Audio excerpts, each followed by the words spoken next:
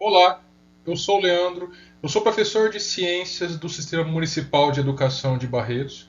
Bom, nessa aula eu falarei sobre a locomoção, com uma ênfase, com uma importância especial para os músculos nesse processo.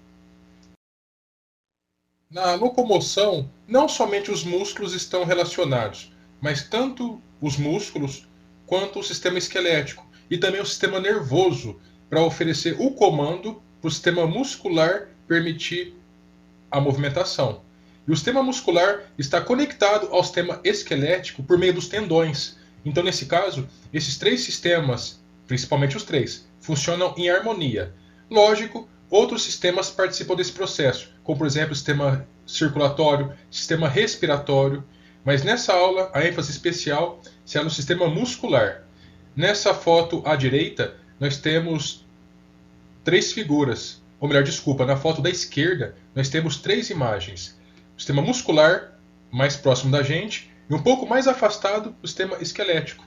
E nessa foto à direita nós temos a perna de uma pessoa que está correndo e o funcionamento tanto do músculo quanto dos ossos e a articulação.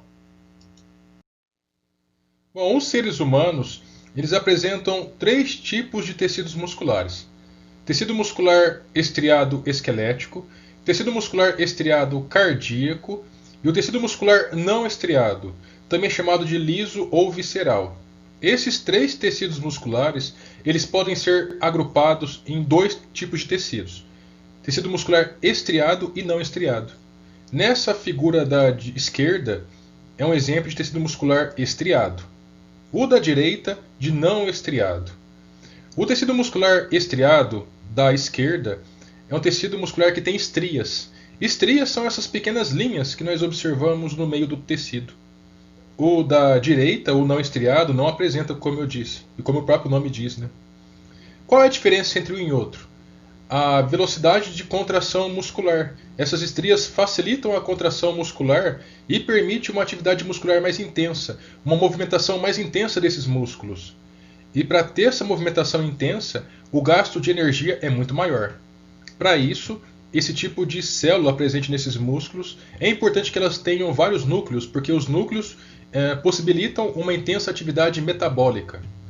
Já o tecido não estriado, por ter uma atividade metabólica relativamente mais baixa, não é necessário ter vários núcleos e não gasta tanto energia assim quanto o estriado. Por isso, cada célula apresenta apenas um núcleo.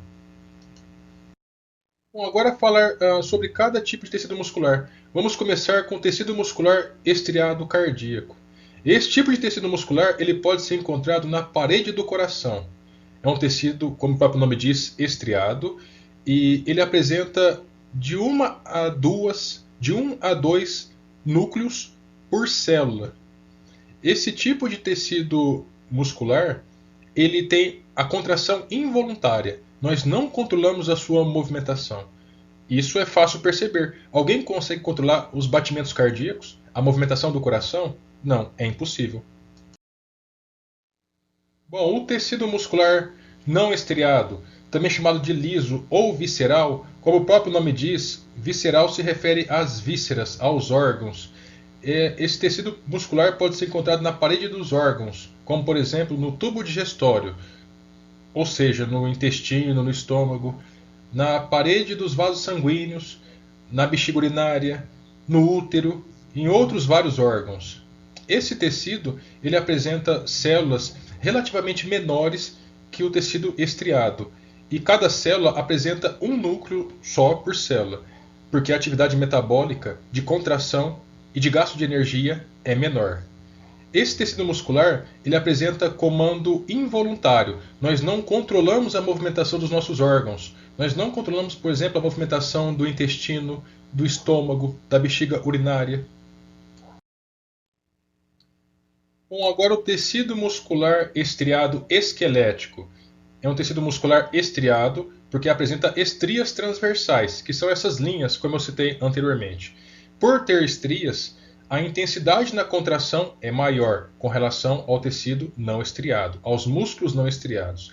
São células relativamente grandes, gastam mais energia que o músculo não estriado e por isso é necessário que apresentem vários núcleos por célula, que são essas estruturas com coloração roxa, azulada. Os músculos, os núcleos, eles são vários e periféricos, ou seja, eles não ficam no centro da célula, eles ficam mais para o canto, como a gente pode observar nessas figuras. Esse tipo de tecido ele fica associado ao esqueleto, por isso que é esquelético. E o comando dele é voluntário. Nós controlamos a movimentação desses músculos. Por exemplo, nós controlamos o nosso sorriso, controlamos a movimentação da nossa boca no ato de falar, controlamos a movimentação das pernas, dos braços. Isso tudo é tecido muscular estriado esquelético. Bom, esse tipo de tecido muscular ele é formado por dois tipos de proteínas, a actina e a miosina. A união dessas duas proteínas forma a unidade do músculo estriado esquelético, que é o sarcômero, que eu vou falar nos próximos slides. Bom, ainda falando sobre o tecido muscular estriado esquelético, toda pessoa, os seres humanos, apresentam em média 40% da sua massa tecido muscular estriado esquelético. Ou seja, qual é o significado disso? Se uma pessoa subir na balança e der 100 kg de massa, 40 kg corresponde a esse tipo de músculo. Bom, vamos iniciar entendendo quais são os principais componentes desse tipo de tecido muscular tão importante, no qual nós controlamos o seu movimento. Iniciando a partir dos ossos, lembrando que o osso não faz parte do tecido muscular. No entanto, o osso ele contribui com a locomoção. Por quê? Porque ele está conectado com o músculo por meio do tendão. O tendão é um tecido conjuntivo preso ao músculo, como eu já citei anteriormente. Bom, agora indo para os músculos propriamente ditos, conforme observamos nessa figura, o músculo ele é formado por vários feixes musculares, conforme indicado nessa seta avermelhada. O feixe muscular, por sua vez, a gente pode observar num pedaço de carne comprada no açougue, conforme indicado nessa seta vermelha no canto inferior esquerdo dessa figura. O feixe muscular, por sua vez, ele é formado por várias fibras musculares. Cada fibra muscular, também chamada de miócito, é uma célula muscular. As fibras musculares elas são formadas por várias miofibrilas. As miofibrilas elas têm na sua composição um outro tipo de estrutura chamada de miômero, ou também sarcômero. Esse sarcômero é a unidade do funcionamento do músculo estriado esquelético, que a gente está observando em detalhes nessa imagem. O miômero ou sarcômero ele é formado por dois tipos de proteína, a actina e a miosina, conforme eu vou detalhar no próximo slide. Bom, nessa figura no canto superior esquerdo, nós observamos o miômero, também chamado de sarcômero, que é a unidade da contração muscular em músculos estriados esqueléticos. Bom, esse miômero ou sarcômero, ele é formado por dois tipos de proteínas, a actina e a miosina. A actina ela se encontra representada por essas proteínas nesse modelo que eu estou apresentando agora. Ele se encontra com coloração azulada. São proteínas que ficam na periferia, nas bordas. E outro tipo de proteína, a miosina, essa proteína avermelhada. Bom, a actina são proteínas finas. As miosinas são proteínas grossas. E uma outra estrutura também muito importante, representada com coloração cinza, é a chamada linha Z. A linha Z é a fronteira entre um sarcômero, entre um miômero e outro. Essa figura que estamos observando é de um sarcômero estirado. Durante a movimentação dos músculos estriados, ou seja, a contração muscular, ele muda de aspecto. Durante a contração, as proteínas de actina deslizam sobre as de miosina, mudando completamente o aspecto de um miômero, passando do que estamos observando agora para uma imagem semelhante a essa. Percebam que nessa figura de baixo, com o miômero contraído, a actina ela se encontra mais intimamente ligada, mais próxima da miosina. Bom, para que haja contração muscular, é indispensável que haja íons cálcio. Além disso, essa movimentação da actina sobre a miosina há um consumo grande de energia. Essa energia ela se encontra presente próxima dos músculos na forma da molécula de ATP. Essa energia presente na molécula de ATP, ela vem a partir do açúcar que nós comemos. O açúcar é a principal fonte de energia dos seres humanos e da maioria dos seres vivos.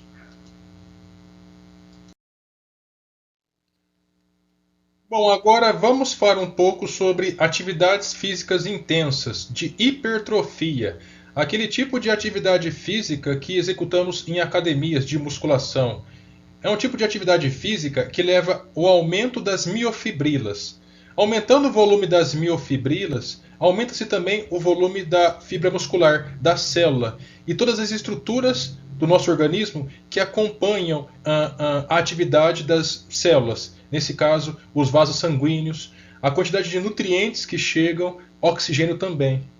Bom, esse tipo de atividade física intensa é importante que haja um acompanhamento de um profissional qualificado, porque uma atividade física mal executada pode levar a vários problemas, dentre eles tendinite, lesões, entre outras. Bom, tem pessoas que, para evitar o excesso de atividade física, cortar caminho para obter um corpo segundo um padrão de beleza que a sociedade impõe, essas pessoas tomam as chamadas bombas.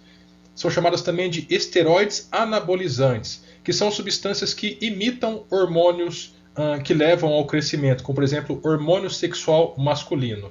Mas esse tipo de substância pode causar vários efeitos colaterais, como por exemplo danos nos rins, nos fígados, entre outros órgãos. Bom, uma situação que pode ser observada em músculos estriados esqueléticos é a ação antagônica. É um movimento antagônico de pares de músculos. Vamos observar na prática o significado desse antagonismo. Nessa figura à direita, observamos a posição de um braço. Nessa posição, significa que o bíceps se encontra contraído e, por sua vez, o tríceps, que é o músculo que se encontra nessa figura, um pouco abaixo do bíceps, se encontra distendido ou relaxado. Nessa posição, nunca o tríceps se contrai e nunca o bíceps fica relaxado. Numa outra situação, na figura da direita, a situação se inverte. O bíceps fica distendido ou relaxado e o tríceps, por sua vez, contraído. Percebam que essa é a ação antagônica, onde a diferença de movimentos depende da contração ou relaxamento de um par de músculos. Bom, ao longo da nossa vida, eventualmente em ocasiões de acidentes, ou seja, não é algo voluntário, não é algo esperado, pode ocorrer acidentes que podem comprometer tanto o nosso sistema muscular quanto o esquelético, até mesmo outros sistemas presentes no nosso corpo. Nós não podemos evitar às vezes, mas em muitos casos podemos prevenir. Neste exemplo, nós podemos prevenir durante a prática de atividades físicas, de práticas esportivas, a utilização de equipamentos de proteção adequados, como por exemplo, nessa situação, andar de skate, com capacete, com joelheira, com cotoveleira, é possível prevenir a ocorrência de vários tipos de acidentes.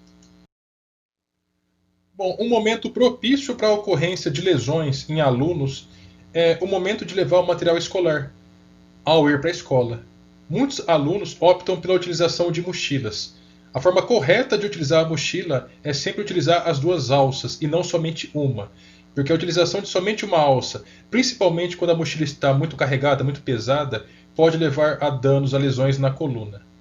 Quando tiver que levar uma grande quantidade de material muito pesado, optar por esse tipo de mochila que tem um carrinho com rodinhas.